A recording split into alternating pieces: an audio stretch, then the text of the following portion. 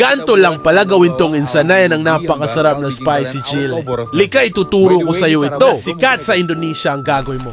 Una, mamitas ka ng sili ng kapitbahay, hehehe. Ang pagkapos ko naman hugasang mabuti, kumuha ng bawang balatan, syempre, at blender ilagay ang sili. At bawang at blender na bilis, ganyan lang ang gagawin mo. Diba? Samahan mo ng bilis, ha. 2 cups ng oil na gising, ilipat ng lagyan at ulit-ulitin lang ang procedure na ito. At pagka mo naman na ilagay na sa isang lagay ang blended chili mo. At samahan ng kunting bilis, ha. Painitin ang kawali ng stick para mas mainam.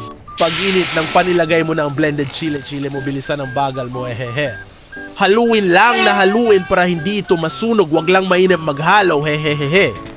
Pag ganto na ang kulay, isunod na ang pamintang dahon, haluin mabuti at isunod asin paminta syukal para sweet spicy ang dating. Abang pagkakaroon sa mekus-mekus mo lang yan, insan na yan ha, para mahalong mabuti. Ganyan ang tekreto ng insan keo na yan, ngayon alam mo na. Tingnan mo naman insan, lame kayo ni insan na yan, ha. At ito nalagyan mo na yan ang suka insan as preservatives at wala, tikman na natin insan ang napakasarap kong version ng Indon Chile. Kung bago ka lang insan pa page na to, baka naman pindutin na yung subscribe na yan insan para family na tayo, love ya.